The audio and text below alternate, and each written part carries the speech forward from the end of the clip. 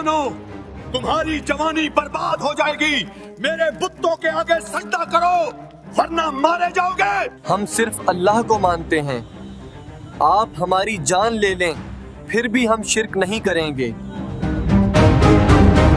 ये वाक़या है तौहीद के अलमबरदार नौजवानों का, जिन्होंने एक पूरी सल्तनत के जुल्म के आगे अपना ईमान साबित कर दिखाया। कुरान ने उन्हें कुदरत की अजीब तरीन निशानी कहा। क्या तुमने समझा कि असहाबे कहफ और रकीम हमारी बहुत अजीब निशानियों में से थे? हजरत ईसा अलैहिस्सलाम तकरीबन 250 साल बाद रूमी सल्तनत में एक सख्त दिल, बेरहम और बुत परस्त बादशाह दकियानूस तख्त पर बैठा। उसने तख्त पर बैठते ही एक हुक्म जारी किया, सल्तनत का हर शहरी बुतों के सामने झुके और कुर्बानी दे। जो ऐसा करने से इनकार करेगा उसे सख्त तरीन और भयानक सजा दी जाएगी। रूमी सल्तनत उस वक्त बुत परस्ती में गर्क थी। उनके माबदों में वीनस, मार्स, जुपिटर जैसे देवताओं को पूजा जाता था। फलस्तीन, शाम और तुर्की के कई इलाके रूमी कब्जे में थे। ये पस मंज़र इस तारीखी वाक़े को समझने के लिए बुनियादी तसव्वुर फराहम करता है, जहाँ से असहाबे कहफ की कहानी शुरू होती है।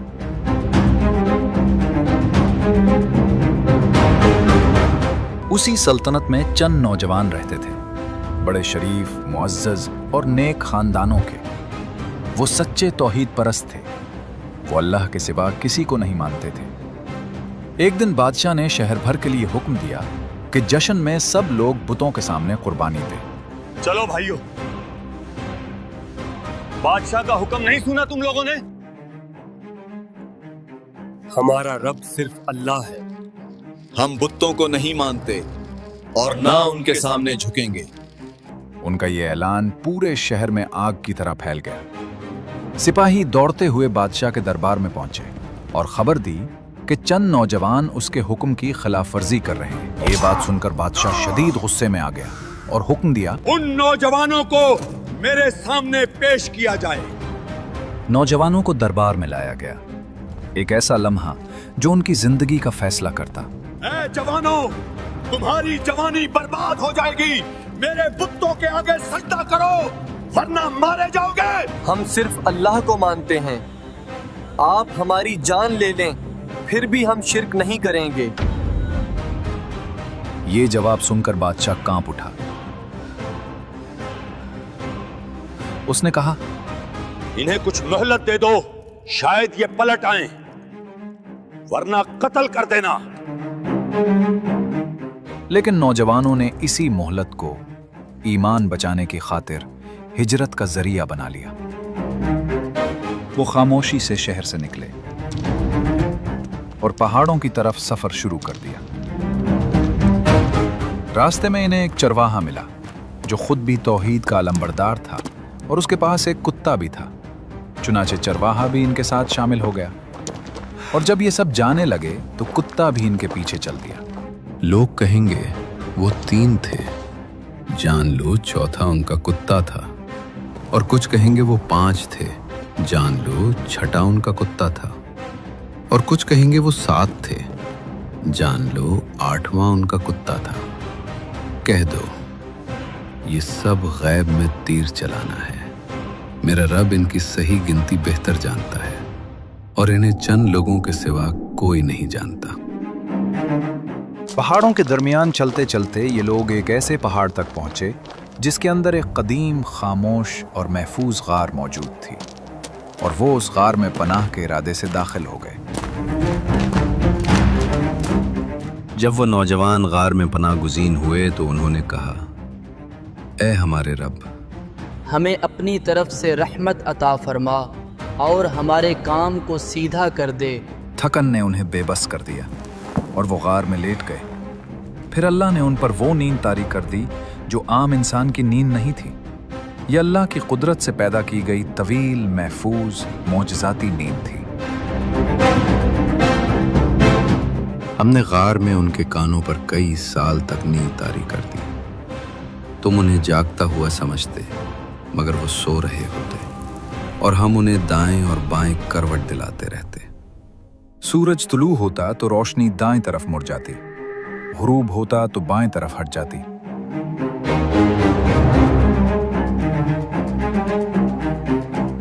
गार की बनावट ने रोशनी को उन तक पहुंचने नहीं दिया। उनके जिस्म सलामत रहे। कोई आवाज उनके कानों तक नहीं आती थी। कुत्ता दहाने पर पहरेदार की तरह बैठा रहा। ये नौजवान 309 साल तक यूं ही सोते रहे। जब नौजवान शहर से निकले तो बादशाह दकियानूस फौरन अपने सिपाहियों के साथ उनके ताक़ुब में रवाना हुआ। पहाड़ों की तरफ जाने वाले रास्ते में उनके कदमों के निशान बिल्कुल साफ दिखाई दे रहे थे। 3 नौजवान, एक चरवाहा और उनका कुत्ता। सिपाही झुककर निशान देखते और बादशाह सख्त नजरों से उन्हें आगे बढ़ने का हुक्म देता रहा। बस करो बेवकूफों, निशानात का पीछा करो, जल्दी। आखिरकार ये तमाम निशानात एक सुनसान खामोश गार तक ले आए। बादशाह सलामत, यहाँ से निशानात अंदर जा रहे हैं, लेकिन वापस आने का कोई निशान मौजूद नहीं। बादशाह ने फैसला किया, चाहे ये नौजवान जिंदा हों या मर चुके हों, उनका वजूद इस सल्तनत के लिए खतरा है। लिहाजा उन्हें इसी गार में कैद रहना चाहिए, हमेशा के लिए। गार का दरवाजा पत्थरों से बंद कर दो, ताकि ना ये निकल सके, ना उनका फितना शहर तक पहुंचे। जी बादशाह सलामत।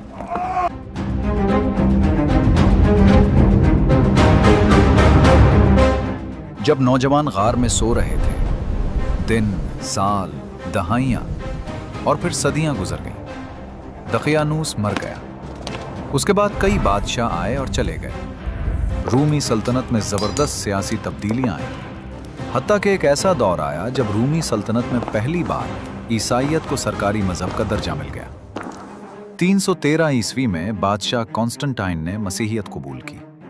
फिर जुल्म और तशद्दुद के वो तमाम कवानीन खत्म कर दिए गए जो दकियानूस के दौर में नाफिज थे। 380 ईस्वी तक पूरी रोमन एम्पायर ईसाइयों के जेर तसल्लुत आ गई।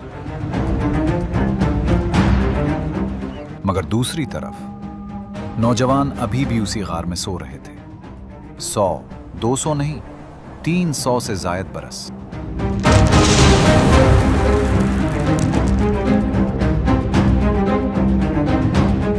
(380) ईस्वी के बाद एक ऐसा दौर आया जब बादशाह थियोडोसिस हुक्मरान था। ये बादशाह नरम दिल और इंसाफ पसंद था, मगर उसके दौर में एक मसला पैदा हुआ। लोगों में ये वसवसा पैदा होने लगा कि मरने के बाद जिंदगी कैसे मुमकिन है। लोग कह रहे हैं कि मरने के बाद दोबारा जिंदगी मुमकिन नहीं। क्यों? अल्लाह तो कादिर है, फिर शक क्यों? लोग कहते हैं कोई निशानी चाहिए। ईसाई दुनिया में इस मौजू पर बहस फैल गई। बादशाह सख्त परेशान था। वो अल्लाह से दुआ करता था, ऐ खुदा, मेरे लोगों के दिलों से ये शक दूर कर दे। ऐ परवरदिगार, कोई निशानी जाहिर कर दे। उसी जमाने में एक चरवाहे ने उसी पहाड़ के पास अपनी बकरियों का बाड़ा बनाया। बाड़ा बनाने के लिए उसने चंद बड़े पत्थर वहां से उठा लिए और अचानक गार का दरवाजा खुल गया।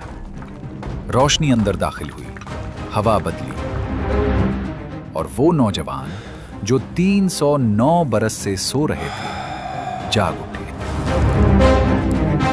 हम कितनी देर सोए रहे? शायद एक दिन या दिन का कुछ हिस्सा। हमारा रब बेहतर जानता है। उन्हें लगा कि शायद एक रात सोए हैं। उन्हें भूख महसूस हुई। उन्होंने फैसला किया कि एक शख्स शहर जाकर खाना लाए। सो उनमें से एक खाना लाने शहर के लिए निकल पड़ा। जैसे ही वो शहर पहुंचा, वो हैरत ज़दा रह गया।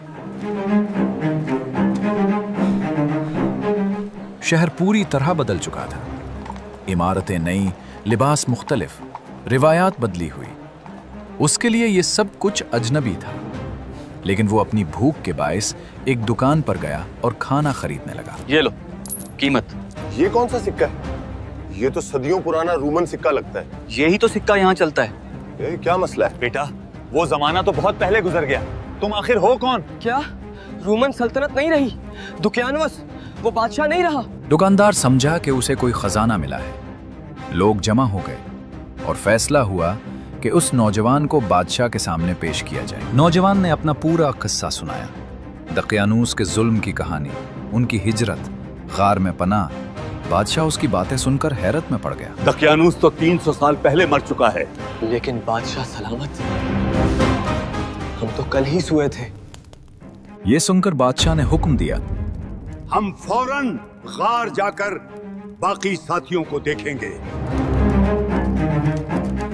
बादशाह थियोडोसिस, दरबार के मुअज़्ज़िज़ अफराद और शहर के लोग सब मिलकर उस नौजवान की रहनुमाई में गार की तरफ रवाना हुए।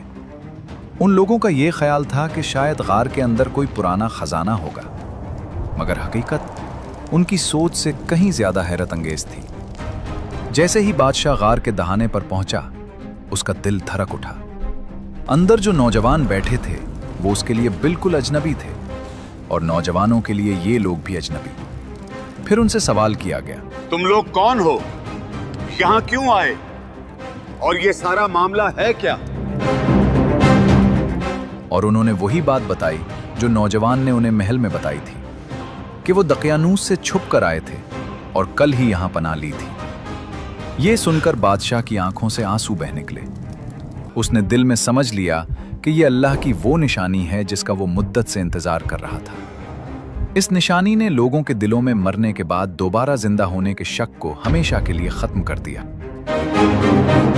और इसी तरह हमने लोगों को उनका हाल मालूम करा दिया ताकि वो जान ले कि अल्लाह का वादा सच्चा है और क़यामत में कोई शक नहीं। और वो अपने गार में 300 साल रहे और इस पर 9 साल का इजाफा भी किया गया। हमें इजाजत दें कि हम दोबारा गार में चले जाएं।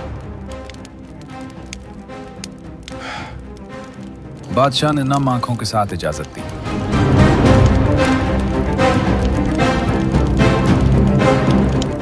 ये नौजवान वापस गार में दाखिल हुए और अल्लाह ने उन्हें अबद तक की नींद अता कर दी।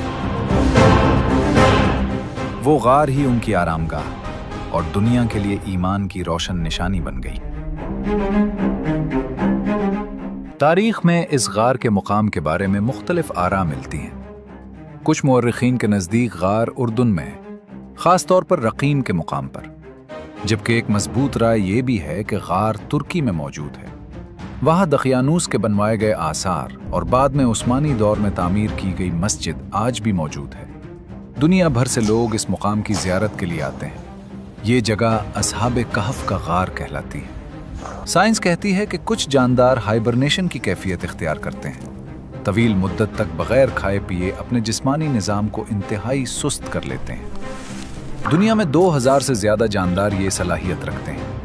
चमगादड़ ने 344 दिन तक हाइबरनेट किया, बगैर खुराक, बगैर हरकत, सिर्फ इंतहाई सुस्त दिल की धड़कन और कमज़ोर तनफ्फुस के साथ। इंसान के लिए ऐसा अमल नामुमकिन समझा जाता है, क्योंकि इंसान के जिस्म में मुसलसल एक ही करवट रहने से टिश्यूज़ कमज़ोर हो जाते हैं, जोड़ मुतासिर होते हैं। आँखें अगर मुसलसल बंद रहें तो बीनाई को नुकसान पहुँचता है, मुसलसल खुली रहें तो भी ख़तरा है। लेकिन कुरान कहता है अल्लाह ने उन नौजवानों को दाएं बाएं करवटें दिलवाएं और उनकी पलकों की हरकत ऐसी रख दी कि देखने वाले उन्हें जागता हुआ समझते। ये तमाम कैफियत साइंस के क़वानीन से आगे अल्लाह की कुदरत की एक अजीम निशानी है। नबी करीम सल्लल्लाहु अलैहि वसल्लम ने फरमाया, जिसने सूरह कहफ की इब्तिदाई 10 आयात हिफ्ज़ कर ली वो दज्जाल के फितने से महफूज रहेगा। और दूसरी रिवायत में कुछ यूं मिलता है, जो शख्स जुमा के दिन सूरह कहफ पढ़े अल्लाह उसे पूरे हफ्ते के फितनों से महफूज रखता है। हज़रत अली से भी एक कौल मनकूल है कि असहाबे कहफ के नाम अगर तावीज़ में रख लिए जाएं तो घर आग से महफूज रहता है और इंसान मुसीबतों से बच जाता है। वल्लाहु आलमु बिस्सवाब। असहाबे कहफ की ये दास्तान ईमान, यकीन, सब्र और अल्लाह पर एतमाद की एक लाजवाल मिसाल है। ये वाक़या सिर्फ माजी की कहानी नहीं, ये आज भी हमें याद दिलाता है कि जो अल्लाह पर भरोसा करे अल्लाह उसे अपनी ख़ास हिफाजत में ले लेता है। अल्लाह हमें भी असहाबे कहफ जैसा मजबूत ईमान अता फरमाए। आमीन।